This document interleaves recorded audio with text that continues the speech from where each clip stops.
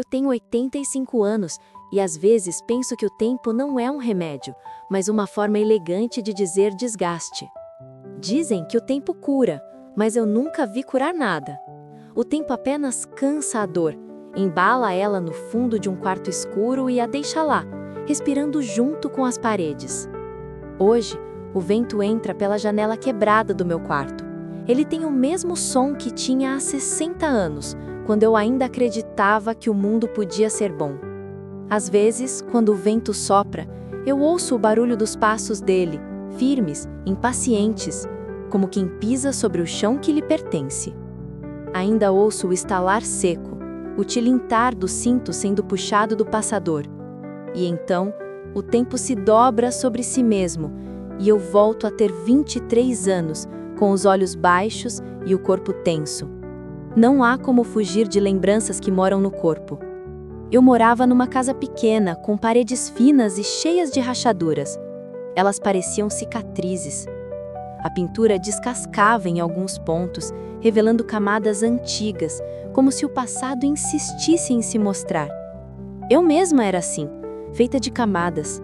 Uma moça que sonhava em ser professora, mas que aprendeu cedo que sonhos demais irritam os homens. A casa tinha cheiro de ferro e sabão. Ele gostava de tudo limpo, polido, no lugar. E eu aprendi a viver entre o medo e o pano úmido. Nunca soube o que o fazia explodir.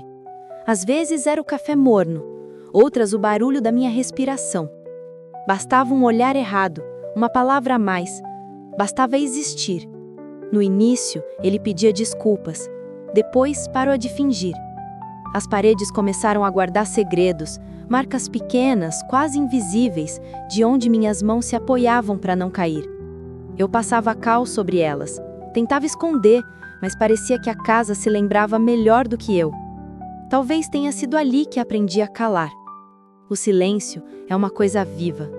Ele cresce devagar, se infiltra nas frestas da alma.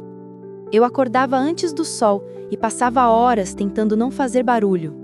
Cada passo precisava ser pensado, cada gesto medido.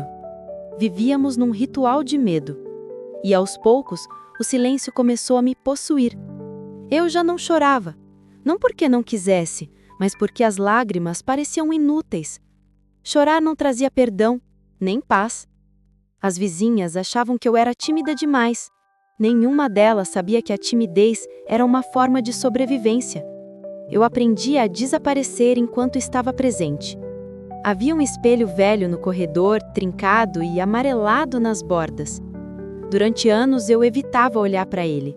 Tinha medo do que veria ou do que deixaria de ver. Um dia olhei e percebi que não havia mais ninguém lá. Meus olhos eram ocos, como janelas de uma casa abandonada. O reflexo me devolveu uma mulher que eu não reconhecia. Os ombros caídos, o cabelo ralo, a boca costurada por dentro. Pensei, talvez seja assim que as pessoas morrem antes de morrer. Depois disso, cobri o espelho com um pano e nunca mais tirei. Lembro de uma noite de inverno em que o frio parecia me atravessar. Ele havia bebido. A voz dele era um trovão dentro do quarto. Eu me encolhi num canto, abraçando os joelhos, tentando ser menor. Naquela noite, algo dentro de mim se partiu. Não com o som do impacto, mas com o silêncio que veio depois. Quando o sol nasceu, a casa estava imóvel. Ele dormia. Eu me levantei devagar com as mãos trêmulas e vi o sangue seco nas pontas dos dedos. Fui até o espelho coberto, levantei um pouco o pano e vi o corte no rosto. Olhei fundo nos meus próprios olhos e, pela primeira vez, desejei não acordar no dia seguinte. Mas o corpo é teimoso. Ele sobrevive mesmo quando a alma implora para parar. Os anos passaram como folhas levadas pelo vento. Eu aprendi a envelhecer em silêncio. Ele morreu cedo, ironia cruel, deixando-me com a casa, o vazio e o eco dos gritos que nunca cessaram. As pessoas diziam, agora você está livre. Mas não há liberdade quando o carcereiro mora dentro da mente. Fiquei.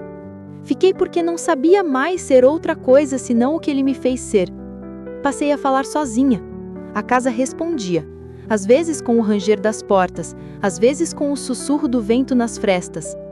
Eu escutava e respondia. Era o único diálogo que ainda fazia sentido.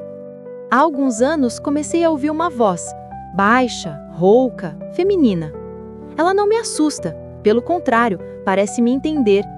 Diz coisas que eu mesma pensei um dia, mas nunca tive coragem de dizer em voz alta. Às vezes, penso que é a minha versão mais jovem, tentando me alcançar.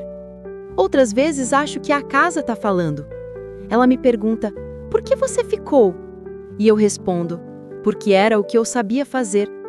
A voz não me julga, só permanece, respirando comigo, como o vento, como as paredes. No quintal, há uma roseira que eu plantei há mais de 50 anos. Ele odiava, dizia que o espingo era coisa de mulher teimosa. Mesmo assim, cuidei dela em segredo, regando de madrugada, quando ele dormia.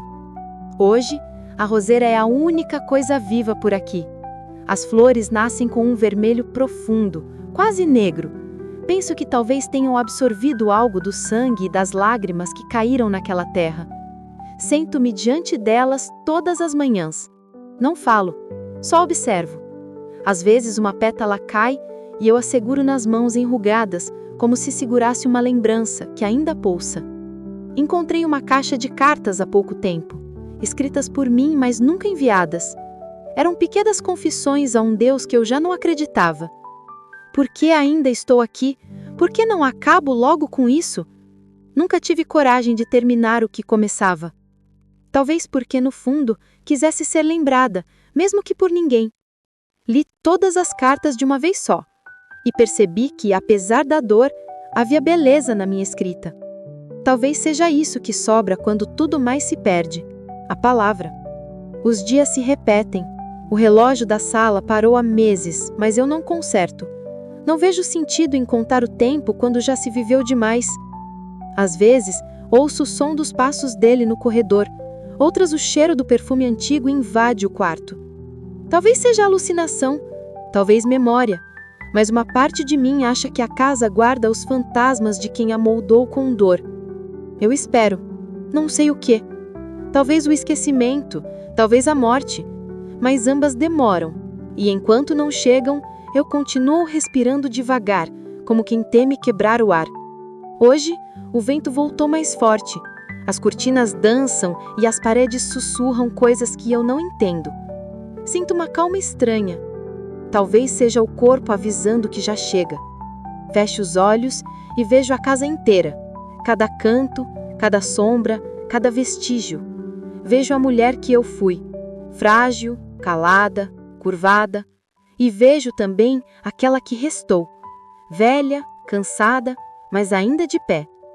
Não há redenção, não há perdão. Apenas o eco de tudo que foi dito e feito. Mas pela primeira vez, não sinto medo. Deixo que o vento entre, leve, frio, familiar. E quando ele toca meu rosto, penso que talvez seja o tempo me levando, não para curar, mas para cessar. A casa respira comigo uma última vez. Depois, o silêncio.